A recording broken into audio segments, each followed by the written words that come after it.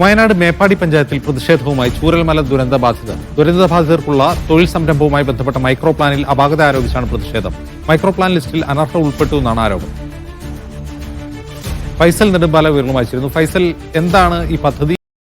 അജിംസ് മുണ്ടക്കൈ ദുരന്ത ബാധിതരായിട്ടുള്ള ഫേസ് 1ൽപ്പെട്ട ആളുകളാണ് പ്രതിഷേധവുമായി മേപ്പാടി ഗ്രാമപഞ്ചായത്തിൽ എത്തിയിരിക്കുന്നത്. അതായത് ഇവർക്ക് തൊഴിൽ സംരംഭവുമായി ബന്ധപ്പെട്ടുകൊണ്ട് മൈക്രോ പ്ലാനിൽ ഉൾപ്പെട്ട ലിസ്റ്റിൽ അനർഹർ കയറി കൂടിയിട്ടുണ്ട് എന്നുള്ളതാണ് പ്രധാനപ്പെട്ട ഒരു പ്രശ്നം. അതുമാത്രമല്ല, ഇവരിൽ പല ആളുകളെയും ഒഴിവാക്കി എന്നതടക്കമുള്ള കാര്യങ്ങളാണ് പറയുന്നത്. ഇതിൽ എന്താ വെച്ചിട്ടുണ്ടെങ്കിൽ കുടുംബശ്രീയുമായി ബന്ധപ്പെട്ടുകൊണ്ട് തൊഴിൽ സംരംഭകർക്കായിട്ട് 2 ലക്ഷം മുതൽ 18 ലക്ഷം രൂപ വരെ വായ്പ അനുവദിക്കുന്നതുമായി ബന്ധപ്പെട്ടുകൊണ്ടാണ് ഈ ഒരു പദ്ധതി രൂപീകരിക്കുന്നത്. എന്നാൽ ഫേസ് 1ൽ 120ഓളം ആളുകൾ ഉണ്ടായിട്ടും 80ഓളം ആളുകളെ മാത്രം ഉൾപ്പെടുത്തുകയും ബാക്കി വരുന്ന 40 വരുന്ന ആളുകളെ ഒഴിവാക്കിക്കൊണ്ട് ഫേസ് 2ൽ പെട്ട ആളുകളെ ഈ ലിസ്റ്റിൽ ഉൾപ്പെടുത്തി എന്നുള്ളതാണ് ഇവർ പറയുന്ന പ്രധാനപ്പെട്ട പ്രശ്നം. എന്താണ് നിങ്ങൾ ഇപ്പോഴത്തെ ആവശ്യം?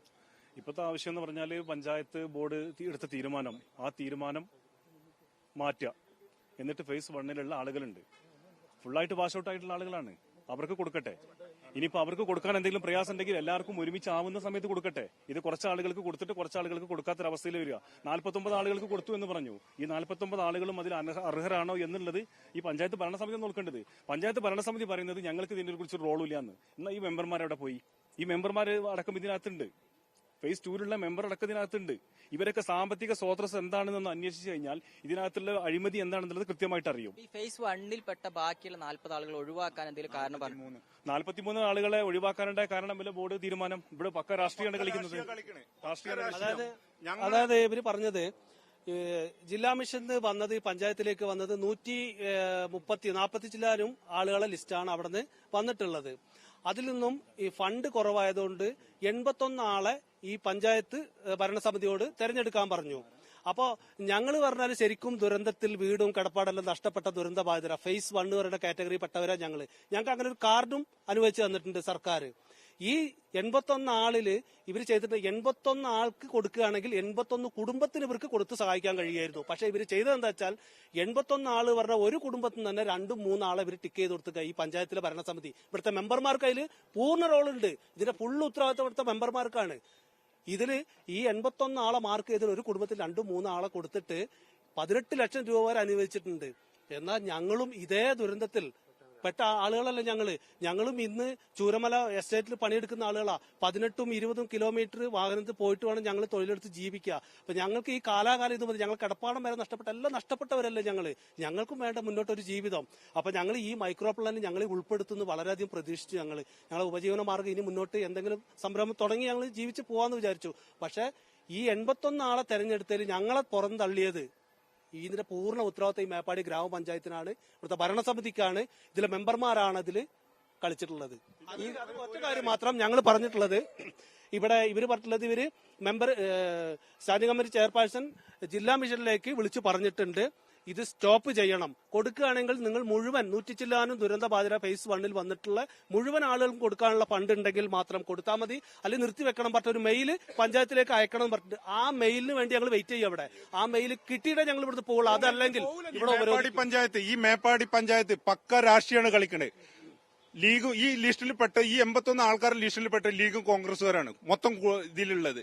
കുറച്ച് ആൾക്കാരായാലും അവിടെ ഇവിടെയൊക്കെ ഇട്ട് പക്ക രാഷ്ട്രീയമാണ്. ഇവിടെ വൈകുന്നേരം ആയി കഴിഞ്ഞാല് കമ്മീഷനിന് അടിയാണ്, ഇവര് തമ്മിൽ അടിയാണ് ഇതിന്റെ ഉള്ളില്. കമ്മീഷൻ മേടിക്കാനായിട്ട് ഓരോരുത്തരെ ഓരോ പാർട്ടിക്കാരെ ആൾക്കാരെ വിളിച്ചിട്ട് ഇതില് ഉൾപ്പെടുത്തിയിട്ട് ഇത്ര റുപ്യ കമ്മീഷൻ വേണം എന്ന് പറഞ്ഞിട്ട് ഇവര് ഇത് നടത്തുകയാണ് ഇവര് ഇതിന്റെ ഉള്ളില്. അപ്പോൾ അതായത് 120ഓളം ആളുകൾ ലിസ്റ്റിൽ ഉണ്ടായിരിക്കെ 80 ആളുകളെ മാത്രം ഉൾപ്പെടുത്തിക്കൊണ്ട് ബാക്കിയുള്ള ആളുകളെ ഒഴിവാക്കി എന്നുള്ളതാണ് ഇപ്പോൾ ഈ പ്രതിഷേധവുമായി വന്നെത്തിയ ആളുകൾ പറയുന്നത്. ഇപ്പോൾ നമുക്ക് പഞ്ചായത്ത് ഭരണസമിതിയിൽപ്പെട്ട ആളുകളുടെ ഒരു പ്രതികരണം കൂടി എടുക്കേണ്ടതുണ്ട്. Panchayat standing committee panchayat president ഇപ്പോൾ നമ്മോടൊപ്പം ചേരുകയാണ്. ഇപ്പോൾ ബാബുട്ടാ പറ്റും, എങ്ങനെയാ ഈ ഒരു പ്രതിഷേധം എങ്ങനെ? ഇത് ദുരന്തബാധിതരുടെ പ്രതിഷേധം. അത് ശരിക്കും പറഞ്ഞാല് അവർക്ക് കിട്ടേണ്ട മൈക്രോ പ്ലാനിൽ ഉൾപ്പെട്ട ദുരന്തബാധിതരെ അവർക്ക് കിട്ടേണ്ട ആനുകൂല്യം വൈകുന്നതിന്റെ പ്രശ്നമാണ് ഇപ്പോൾ ഇതിൽ കണ്ടുകൊണ്ടിരിക്കുന്നത്. നമ്മളെ സംബന്ധിച്ച് ജില്ലാ മിഷൻ ഫേസ് 1ൽ ഉൾപ്പെട്ട 124 പേരെ ലിസ്റ്റ് കൂടി പഞ്ചായത്തിൽ കഴിച്ചത്. അതിൽ നിലവിൽ നമുക്ക് 81 പേർക്ക് കൊടുക്കാനുള്ള ഫണ്ട് അലോട്ടായിട്ടുണ്ട്. അപ്പോൾ അവരൊന്ന് അംഗീകരിച്ച് തരികയാണെങ്കിൽ അടുത്ത ഫണ്ട് അലോട്ട് ആവുന്ന മുറയ്ക്ക് മറ്റുള്ളവർക്കും കൊടുക്കാമെന്നാണ് നമ്മൾ പറഞ്ഞത്. അപ്പോൾ ആ ഒരു വിഷയം നമ്മൾ DDMA മീറ്റിങ്ങിൽ പറയുകയും ചെയ്തിരുന്നു. കാരണം വെച്ചാൽ ഇങ്ങനെ ഘട്ടം ഘട്ടമായി കൊടുക്കുമ്പോൾ സ്വാഭാവികമായിട്ടും ദുരന്തബാധിതർ അവരെ പ്രശ്നങ്ങളായിട്ട് മുന്നോട്ട് പോകും. അപ്പോൾ എല്ലാവർക്കും ഒരുമിച്ച് ആ പൈസ കിട്ടത്തക്ക വിധത്തിലുള്ള നടപടിയാണ് വേണ്ടതെന്ന് പറയുന്നത്. പക്ഷേ നമുക്ക് അലോട്ടായ ഫണ്ടിനെ അവിടെ പിടിച്ചു വെക്കാൻ പറ്റില്ല എന്നുള്ളൊരു തീരുമാനത്തിലാണ് ജില്ലാ മിഷനും പിന്നെ കളക്ടറും നമ്മളോട് പറഞ്ഞിരിക്കുന്നത്. അപ്പോൾ അത്തരത്തിലൊരു ലിസ്റ്റ് തയ്യാറാക്കി കൊടുക്കാനാണ് നമ്മളോട് പറഞ്ഞത്. അത്തരത്തിൽ ദുരന്തബാധിതരുടെ ലിസ്റ്റാണ് നമ്മൾ ആദ്യഘട്ടം എന്നുള്ള നിലയ്ക്ക് കൊടുത്തിട്ടുള്ളത്. അപ്പോൾ അവർ സ്വാഭാവികമായിട്ടും അത് രാഷ്ട്രീയം കണ്ടുകൊണ്ടാണ് പഞ്ചായത്ത് ലിസ്റ്റ് തയ്യാറാക്കിയെന്നൊക്കെയാണ് ഇവിടെ ആരോപണങ്ങൾ. പക്ഷെ ശരിക്കും അത് വാസ്തവവിരുദ്ധമാണ്.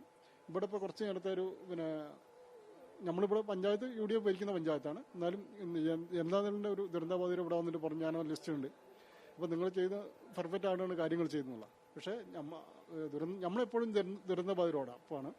അപ്പോൾ നമ്മൾ പറയുന്നത് കൃത്യമായിട്ടും ദുരന്തബാധിതർക്ക് അവരെ മൈക്രോ പ്ലാനിൽ ഉൾപ്പെട്ടുള്ള എന്താണോ ഉപജീവനത്തിന് അവർ അപേക്ഷിച്ചിട്ടുള്ളത്, അപ്പോൾ അത് എത്രയും പെട്ടെന്ന് നടപ്പിലാക്കണമെന്നാണ് നമ്മൾ. രാഷ്ട്രീയപരമായിട്ട് പഞ്ചായത്ത് ഇതിൽ രാഷ്ട്രീയം കലർത്തു എന്നുള്ള ആരോപണം കൂടി ഇവർ ഉന്നയിക്കുന്നു. ഒരു രാഷ്ട്രീയത്തിൽ ഉൾപ്പെടുത്തിയിട്ടില്ല. കാരണം ജില്ലാ മിഷനാണ് ഈ ലിസ്റ്റ് പഞ്ചായത്തിലേക്ക് തരുന്നത്. ആ ലിസ്റ്റ് പൂർണ്ണമായിട്ട് നമ്മൾ എന്ത് ചെയ്തിട്ട് അംഗീകരിച്ചു കൊടുത്തിട്ടുണ്ട്. ആ അംഗീകരിച്ചു കൊടുക്കുമ്പോൾ തന്നെ പിന്നെ എന്ത് ചെയ്തിട്ടുണ്ട്, അവർ പറഞ്ഞത് ഇതിൽ ഫസ്റ്റ് ഘട്ടം പൈസ വന്നത് 81 പേർക്ക് കൊടുക്കാനുള്ള, അതൊന്ന് മാർക്ക് ചെയ്യണം എന്ന് പറഞ്ഞ് ഈ ബാക്കിയുള്ള 24 പേരെ പൈസ വന്നില്ല. രണ്ടാം ഘട്ടം പൈസ വരുമ്പോൾ അവർക്ക് കൊടുക്കും. അതുകൊണ്ട് ഫസ്റ്റ് ഘട്ടം കൊടുക്കേണ്ട 81 പേരെ മാർക്ക് ചെയ്യാൻ പറഞ്ഞ് ആ 124 പേരിൽ 81 പേരെ പഞ്ചായത്ത് മാർക്ക് ചെയ്തിട്ടുണ്ട്. ഇപ്പോൾ ഇവർ വന്നത് അതിന് വിട്ടുപോയ 42 ആൾക്കാരാണ്. ആ 42 ആളുകളെ ഉൾപ്പെടുത്തിയാൽ അടുത്ത 42 ആളുകൾ എന്ത് ചെയ്യും, ഞങ്ങൾ ഉൾപ്പെട്ടില്ല എന്ന് വരും. അപ്പോൾ നമ്മൾ ജില്ലാ മിഷനോട് വിളിച്ച് പറഞ്ഞിട്ടുണ്ട് എന്ത് 124 ആളുകൾക്കുള്ള ഫണ്ട് വന്നതിന് ശേഷം മൊത്തത്തിൽ എന്ത് ചെയ്താൽ മതി, കൊടുത്താൽ മതി എന്നുള്ളത് പറഞ്ഞിട്ട്. ഇത് പഞ്ചായത്ത് ഉണ്ടാക്കിയ ലിസ്റ്റ് അല്ല, ഇത് ജില്ലാ മിഷൻ ഉണ്ടാക്കിയ ലിസ്റ്റ്, വേറെ ഡിപ്പാർട്ട്മെന്റ് ഉണ്ടാക്കിയ ലിസ്റ്റ്. അത് തന്ന ലിസ്റ്റ് പൂർണ്ണമായിട്ടും പഞ്ചായത്ത് എന്ത് ചെയ്തിട്ടുണ്ട്, അംഗീകരിച്ചു കൊടുക്കുന്ന. ഒപ്പം തന്നെ ഈ ദുരന്ത ബാധിത സർക്കാർ ലിസ്റ്റിൽ 449 പേരുണ്ടാകുമ്പോഴും ഈ മൈക്രോ പ്ലാനിൽ 232 പേരേ ഉള്ളൂ. ഫേസ് 2A-യും B-യും ഫേസ് 1 ഒക്കെ പാടെ. അതിന് ഞങ്ങൾ തീരുമാനത്തിലെടുത്തിട്ടുണ്ട്. അർഹരായ മുഴുവൻ കുടുംബങ്ങളെയും അർഹതാ മാനദണ്ഡം പരിശോധിച്ചതിന് ശേഷം അവരെയും എന്ത് ചെയ്യണം, ഈ മൈക്രോ പ്ലാനിൽ ഉൾപ്പെടുത്തണമെന്ന് നമ്മൾ പിന്നെ ബോർഡ് തീരുമാനമായിട്ട് അവർക്ക് കൊടുത്തിട്ടുണ്ട്. അവരെ വിളിച്ച് പറഞ്ഞിട്ടുണ്ട് എന്ത് 124 പേർക്ക് ഫണ്ട് വന്നതിന് ശേഷം എന്ത് ചെയ്താൽ മതി, ഫണ്ട് കൊടുത്താൽ മതി എന്നുള്ളതും പറഞ്ഞിട്ടുണ്ട്. പഞ്ചായത്തിന്റെ ഒരു വിശദീകരണമാണ് ഇപ്പോൾ കേട്ടത്. എന്തായാലും ഈ ഒഴിവാക്കപ്പെട്ട ആളുകൾക്ക് കൂടിയുള്ള ഫണ്ട് അലോട്ട് ചെയ്ത ശേഷം മാത്രം മുഴുവനായിട്ട് എല്ലാവർക്കും കൊടുത്താൽ മതി എന്നുള്ള ഒരു കാര്യം കൃത്യമായിക്കൊണ്ട് ജില്ലാ മിഷനിലേക്ക് അറിയിച്ചിട്ടുണ്ടെന്നുള്ളതാണ് പഞ്ചായത്തിന്റെ നിലപാട്.